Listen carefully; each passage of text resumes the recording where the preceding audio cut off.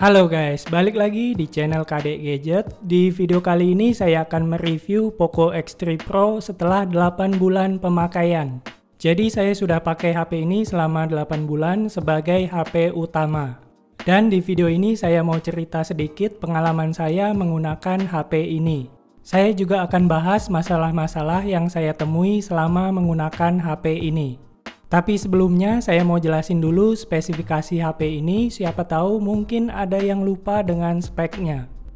HP ini menggunakan chipset Snapdragon 860, di mana di dalamnya ada CPU octa-core dengan kecepatan hingga 2,96 GHz. Kemudian untuk GPU-nya menggunakan Adreno 640.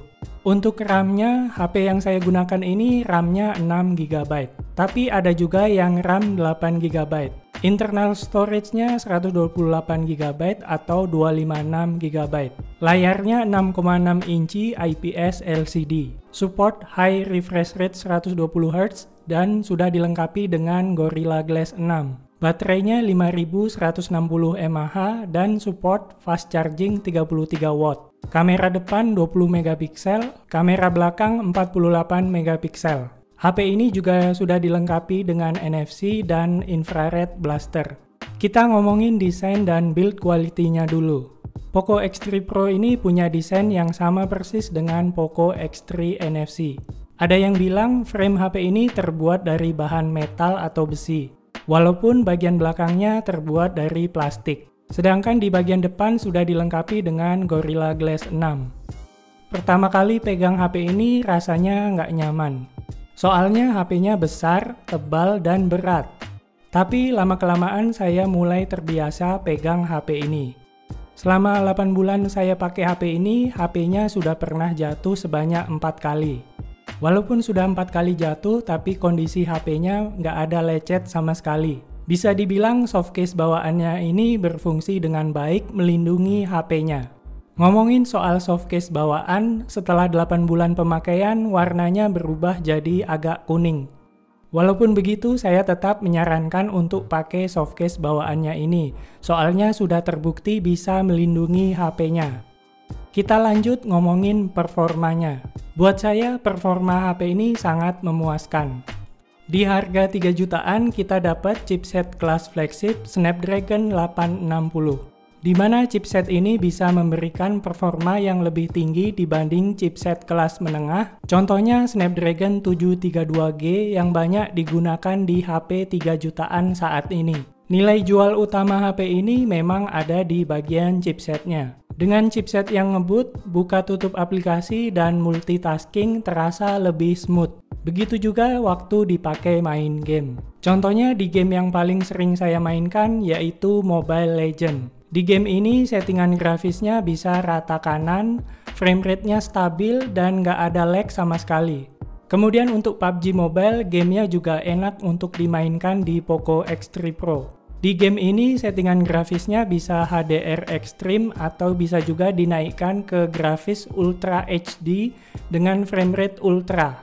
Untuk game yang lainnya, kalian bisa tonton video gaming test Poco X3 Pro yang pernah saya buat. Nah, selain game native Android, Poco X3 Pro ini juga enak banget dipakai main emulator game konsol. Dolphin Emulator dan emulator Citra bisa dijalankan dengan baik di HP ini. Kebanyakan game bisa dijalankan di 60 fps. Untuk lebih detailnya, kalian bisa tonton video emulator tes Poco X3 Pro yang sudah pernah saya buat. Intinya untuk main game, Poco X3 Pro ini mantep banget. Lalu bagaimana dengan daya tahan baterainya?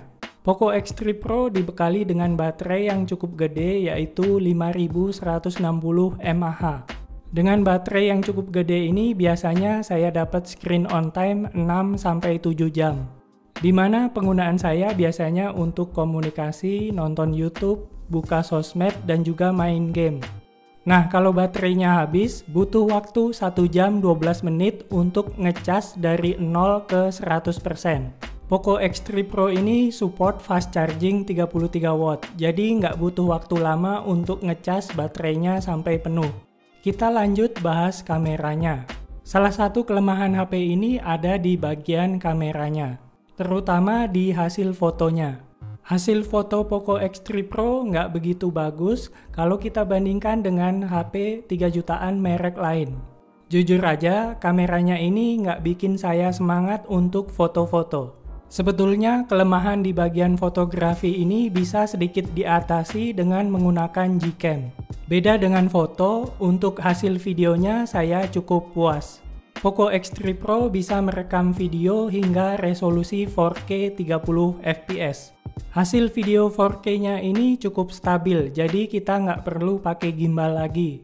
Begitu juga dengan kamera depannya, buat saya hasil video selfie-nya cukup bagus.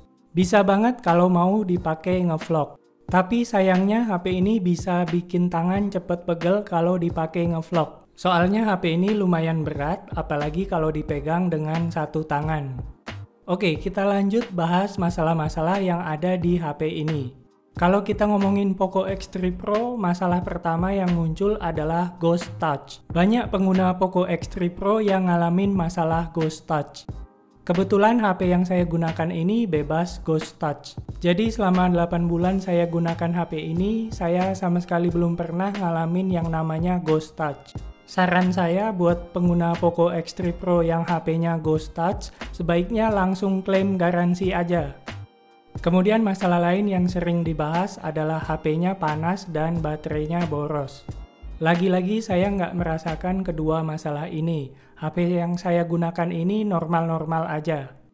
Keluhan saya selama pakai HP ini yaitu waktu kita putar musik atau video, ada getaran yang lumayan mengganggu di bagian belakang HP ini.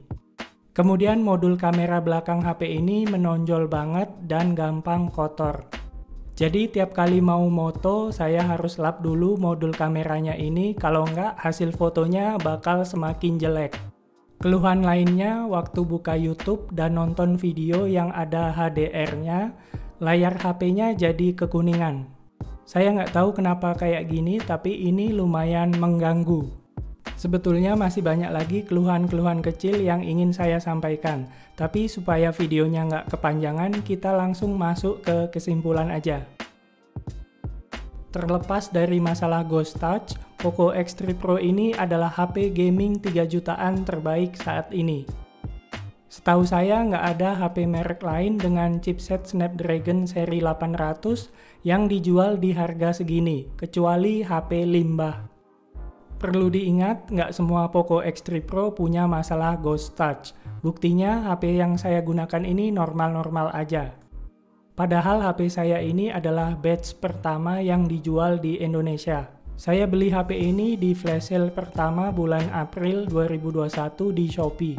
Jadi untuk masalah Ghost Touch ini sifatnya random banget.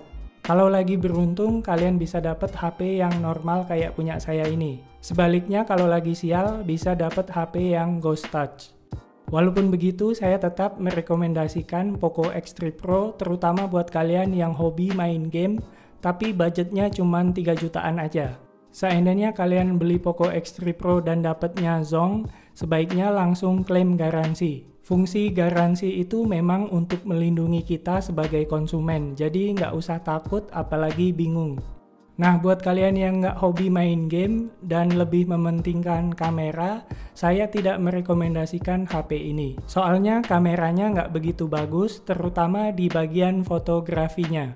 Buat yang minat beli Poco X3 Pro, saya sertakan link pembeliannya di kolom deskripsi video ini. Oke, segitu aja video kita kali ini. Semoga video ini bermanfaat. Jangan lupa like video ini dan subscribe ke channel KD Gadget. Kita ketemu lagi di video selanjutnya.